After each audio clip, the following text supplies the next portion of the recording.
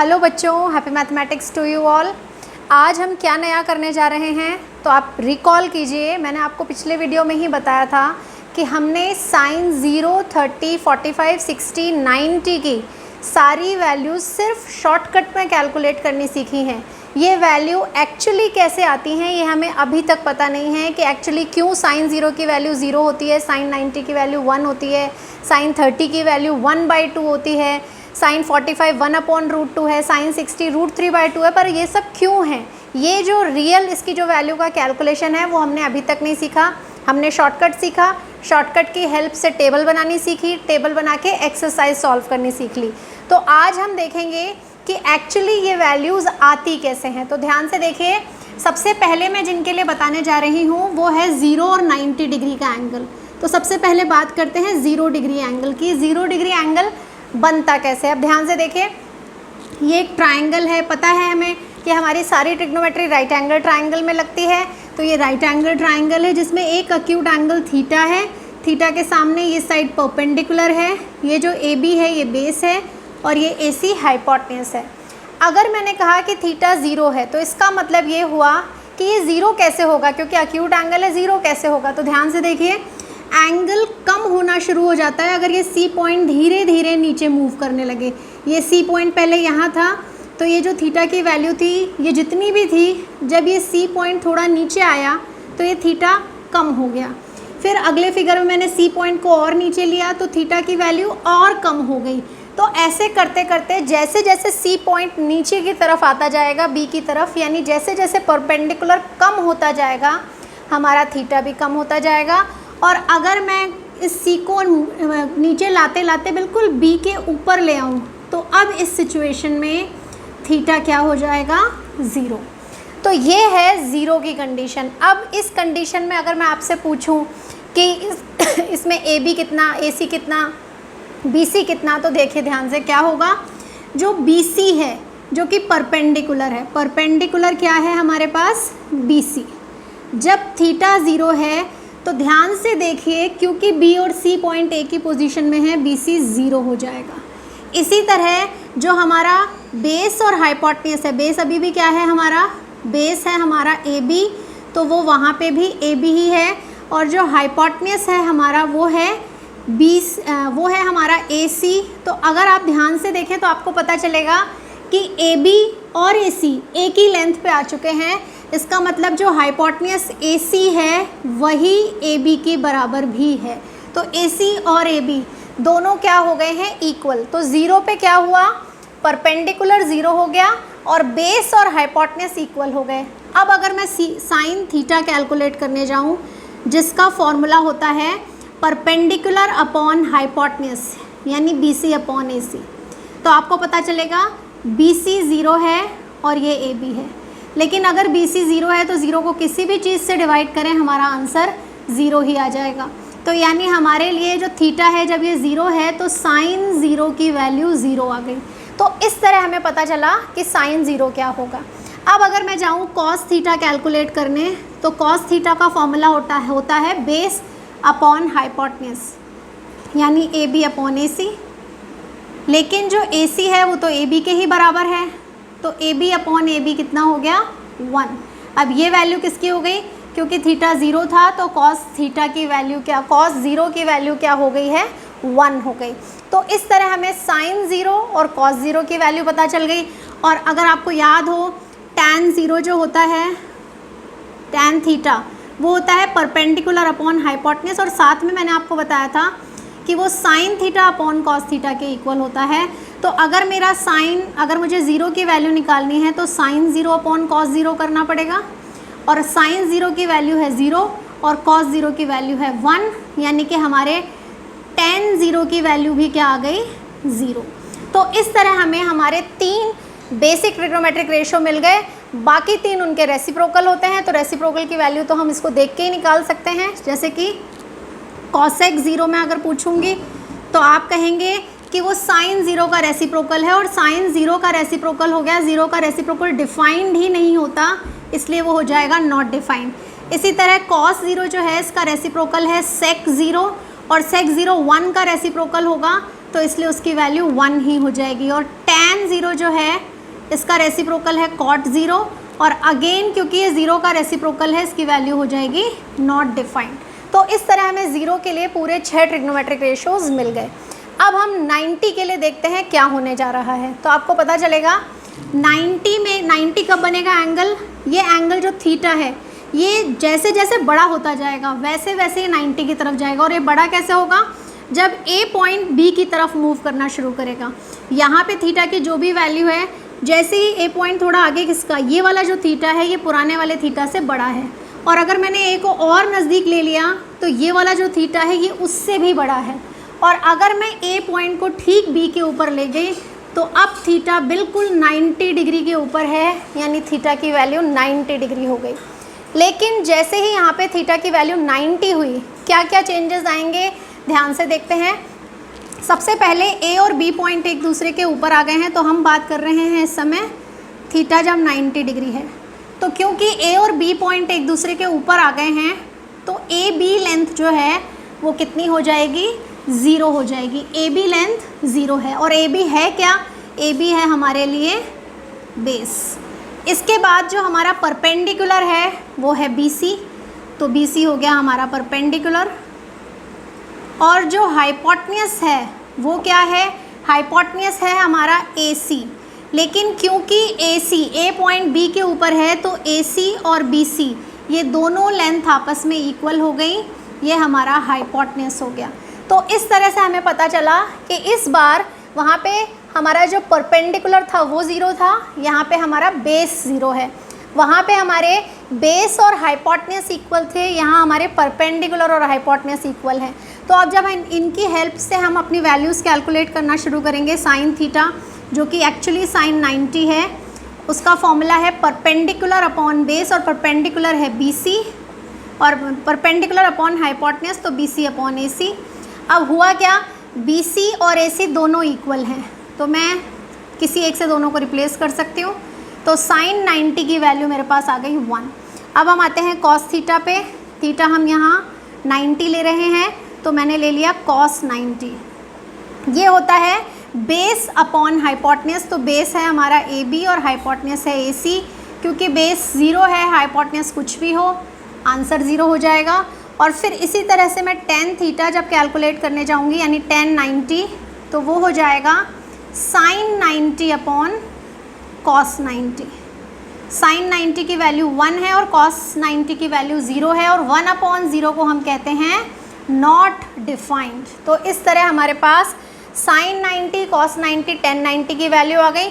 बाकी तीन उनके रेसिप्रोकल होते हैं, क्या होंगे, कॉसेक 90, साइन 90 का रेसिप्रोकल यानी 1 का रेसिप्रोकल 1, सेक 90, कॉस 90 का रेसिप्रोकल 0 का रेसिप्रोकल यानी कि नॉट डिफाइंड, और कॉट 90, टेन 90 का रेसिप्रोकल तो नॉट डिफाइंड यानी 1 अपॉन 0, और 1 अपॉन 0 का रेसिप्रोकल 1। तो इस तरह से हम 0 और 90 की वैल्यू कैसी आई ये सब हमने यहाँ पे देखा। अगर हमारा कॉन्सेप्ट क्लियर रहता है तो हमें कभी भी चीज़ों को रटने की ज़रूरत नहीं पड़ती, इसीलिए मैं आपको ये समझा रही हूँ। तो 0 और 90 की वैल्यूज़ तो फिर भी थोड़ी ट्रिकी थी, लेकिन जो 30, 60 और 45 की वैल्यू है वो निकालना तो काफ़ी सिंपल है। तो अब हम करने जा रहे हैं 30 डिग्री, 45 डिग्री और 60 डिग्री की वैल्यूज़ कैसे आती हैं उसका डेरिवेशन। तो ध्यान से देखिए, पहले 45 डिग्री का बता रही हूँ क्योंकि वो सिंपल है। 30 और 60 जो है वो हम एक ही ट्राइंगल से कैलकुलेट कर सकते हैं, लेकिन वो बाद में, पहले इसकी बात करते हैं। 45 डिग्री अगर मुझे एंगल चाहिए तो जो ट्राइंगल मुझे लेना पड़ेगा वो है एक आइसोस्केलस ट्राइंगल। ये जो ट्राइंगल है ए बी सी, इसमें दो साइड्स इक्वल हैं, ए बी और बी सी। इन दोनों को मैंने ए अज्यूम कर लिया, एंगल भी 90 डिग्री का है। यानी किस तरह का ट्राइंगल लिया है मैंने, राइट एंगल आइसोस्केलस ट्राइंगल। होता क्या है इसमें, ये जो इक्वल साइड्स हैं इनके ऑपोजिट एंगल, एंगल ए और एंगल सी इक्वल होंगे। एंगल सम प्रॉपर्टी से जब आप इसे कैलकुलेट करने जाएंगे तो 90 और ये जो दोनों इक्वल एंगल हैं इनका सम 180 होगा, और फिर ये दोनों इक्वल एंगल 45 डिग्री के आ जाएंगे। अब जब हमारे पास ये दो साइड्स हैं ही आइसोस्केलस ट्राइंगल में, क्योंकि दो साइड्स इक्वल होती हैं ए बी, और हमारी जो बी सी साइड है वो ऑलरेडी इक्वल है, ए सी हम कैलकुलेट कर लेंगे पाइथागोरस थ्योरम की हेल्प से। तो वो क्या बनेगी, A square plus A square that is 2a square, और जब मैं इसका स्क्वायर रूट करूँगी तो वो हो जाएगा √2a। अब हमारे पास तीनों साइड्स पता है हमें, ए बी और बी सी हमने ए एज्यूम की थी, पाइथागोरस थ्योरम से ए सी हमारी √2a है और हमारे एंगल ए और एंगल सी दोनों 45 डिग्री के एंगल हैं। तो मान लीजिए मैंने इसको थीटा लिया सी को, तो साइन थीटा मतलब हो गया साइन 45, क्या वैल्यू हो जाएगी, परपेंडिकुलर अपॉन हाइपोटेन्यूज। तो अब इस एंगल के लिए परपेंडिकुलर है ए बी और हाइपोटेन्यूज है ए सी। ए बी जो है वो हमारे पास ए है और हाइपोटेन्यूज है √2a, तो ये ए से ए कैंसिल और हमारी वैल्यू हो गई 1/√2। अब हम आते हैं कॉस थीटा पे। Cos theta is equals to cos 45 जो कि है बेस अपॉन हाइपोटेन्यूज। बेस क्या है, बी सी अपॉन ए सी। बी सी जो है वो भी हमारी ए है और हाइपोटेन्यूज √2a है, यहाँ भी ए से ए कैंसिल और हमारे पास बचा 1/√2। तो इस तरह हमारे पास साइन थीटा साइन 45 कॉस 45 आ गए। टैन 45 कैलकुलेट करने के लिए हमारे पास दो तरीके हैं, क्या क्या, एक तो ये कि मैं इसे परपेंडिकुलर अपॉन बेस ले लूँ, perpendicular A B base B C दोनों ही ए और ए हैं, 1 आ गया। और नहीं तो टैन 45 होता है sine theta upon cos theta, sine 45 upon cos 45 दोनों की वैल्यू 1/√2 है और दो सेम नंबर्स को डिवाइड करते हैं तो हमारे पास 1 आता है। तो इस तरह हमारे पास उसकी वैल्यू 1 उस तरह भी आ सकती है। बाकी तीन जो हैं वो इनके रेसिप्रोकल्स हैं, तो वो आप खुद निकाल के देखेंगे कैसे होंगे। रेसिप्रोकल्स आपको याद हो ही गए होंगे, मैं बहुत बार समझा चुकी हूँ, तो इनसे हम उनके रेसिप्रोकल्स भी कैलकुलेट कर सकते हैं। मैं बता देती हूँ, कॉसेक 45 √2/1 यानी √2, सेक 45 अगेन √2/1 यानी √2, कॉट 45 1 का रेसिप्रोकल यानी कि 1। तो इस तरह से हम इनके रेसिप्रोकल्स निकाल सकते हैं। अब हम आते हैं कि 30 और 60 डिग्री के एंगल के लिए हमें किस तरह का ट्रायंगल लेना है। तो ध्यान से देखिए, ये एक इक्विलैटरल ट्रायंगल मैंने लिया जिसके तीनों साइड्स हैं हमारे पास ए और फिर मैंने पॉइंट ए से बी सी के ऊपर एक एल्टीट्यूड ड्रॉप कर दिया है। और इक्विलैटरल ट्रायंगल का जो एल्टीट्यूड होता है वो एल्टीट्यूड होने के साथ मीडियन भी होता है, यानी कि ये जो डी सी और ये जो बी डी पार्ट है ये इक्वल होंगे और साथ ही वो एंगल बाइसेक्टर भी होता है, यानी ये दोनों एंगल्स भी आपस में क्या हो जाएंगे, इक्वल। तो अब होगा क्या, मैं इस आधे ट्रायंगल को अलग से बना लेती हूँ। ये है मेरे पास ट्रायंगल ए डी सी। क्योंकि इक्विलैटरल ट्रायंगल के सारे एंगल 60 डिग्री के होते हैं तो इसलिए सबसे पहले ये एंगल मुझे 60 डिग्री का मिलेगा और ये एंगल भी 60 डिग्री है, पर क्योंकि ये इसका एंगल बाइसेक्टर है तो ये आधा एंगल हो जाएगा 30 डिग्री का। तो इस तरह हमें एक ही ट्रायंगल से दोनों ट्रिग्नोमेट्रिक रेशियोज़ की वैल्यू मिल जाएंगी। ये वाली साइड ए है, ये पूरी भी ए थी लेकिन डी सी उसकी हाफ है यानी a/2 हो गई। तो अब हमारे पास ट्रायंगल की दो साइड्स अवेलेबल हैं और परपेंडिकुलर हम पाइथागोरस थ्योरम की हेल्प से कैलकुलेट करने जा रहे हैं। तो वो बनेगा AD is equal to AC² minus DC², यानी कि A² minus A/2 whole square, जिसको मैं लिख सकती हूँ A²/4। अब A² में से A²/4 माइनस करेंगे तो हमारे पास बचेगा 3A²/4 और जब मैं उसका स्क्वायर रूट सॉल्व करूँगी तो वो बन जाएगा √3a/2। तो अब हमारे पास ये तीसरी साइड भी है √3a/2। तो अब इस ट्रायंगल में हमें सारे एंगल्स भी पता हैं, 90, 30 एंड 60, सारी साइड्स भी पता हैं। पहले हम 30 डिग्री की वैल्यूज़ निकालते हैं और फिर 60 की निकालेंगे। तो सबसे पहले बात करते हैं साइन 30। साइन 30 यानी इस एंगल की बात कर रहे हैं, तो इसके लिए जो परपेंडिकुलर बनेगा वो होगा DC और हाइपोटेन्यूज AC है। DC की वैल्यू है a/2 और इसकी वैल्यू है a। तो क्या होगा, a से a कैंसिल हो जाएगा और हमारी वैल्यू आ गई साइन 30 इज इक्वल्स टू 1/2। अब हम आते हैं cos 30 पे। cos 30 है, ये 30 है, बेस अपॉन हाइपोटेन्यूज होता है, बेस हो जाएगा AD और हाइपोटेन्यूज AC। तो ये हो गया √3a/2 डिवाइडेड बाई a। तो a से a कैंसिल हो जाएगा और हमारे पास वैल्यू बची रह जाएगी √3/2। tan tan 30 पे जाएंगे तो हम चाहें तो इनको डिवाइड करके भी निकाल सकते हैं, 2 से 2 कैंसिल हो जाएगा, 1/√3, और नहीं तो परपेंडिकुलर अपॉन बेस कर सकते हैं। परपेंडिकुलर है DC और बेस है AD, यानी A/2 डिवाइडेड बाई √3 A/2। तो ये A/2 से पूरा A/2 कैंसिल, 1/√3। तो ये हमारी 3 वैल्यूज़ हो गई, बाकी तीनों इनके रेसिप्रोकल्स हैं। cosec 30 reciprocal of this 2, sec 30 reciprocal of this 2/√3, cot 30 reciprocal of this that is √3।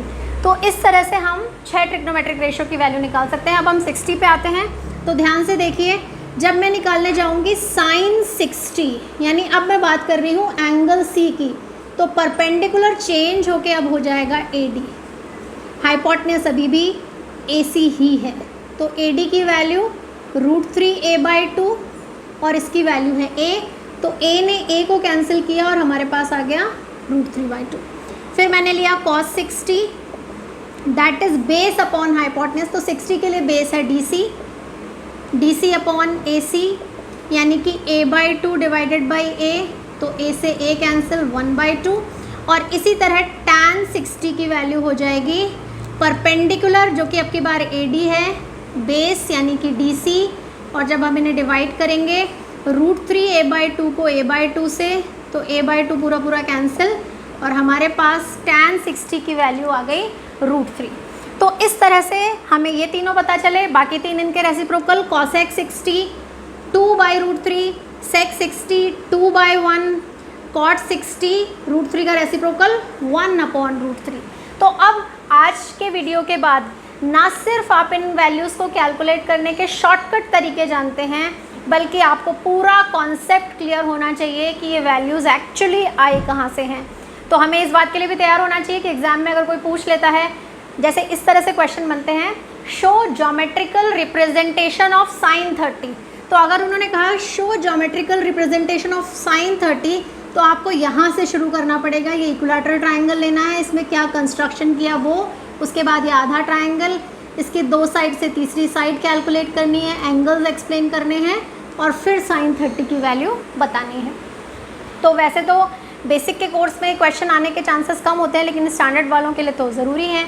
और कॉन्सेप्ट चाहे बेसिक का हो चाहे स्टैंडर्ड का हो, कॉन्सेप्ट क्लियर होगा तो क्वेश्चंस को समझने में हमेशा आसानी होगी। तो इसीलिए आज का वीडियो थोड़ा स्पेशल वीडियो था, थोड़ा इम्पॉर्टेंट वीडियो था। आपको कितना समझ में आया वो आप मुझे कमेंट करके बताएंगे। कोई प्रॉब्लम है तो वो भी कमेंट करके लिखेंगे, मैं उसे वापस से सॉल्व करने की कोशिश करूँगी। और अगर वीडियो पसंद आया है तो उसे लाइक करेंगे, अपने फ्रेंड्स के साथ जिनको ये चीज़ें समझ में नहीं आ रही उनके साथ शेयर करेंगे, और जिन लोगों ने अभी तक सब्सक्राइब नहीं किया वो सब्सक्राइब करेंगे। Happy mathematics to you all.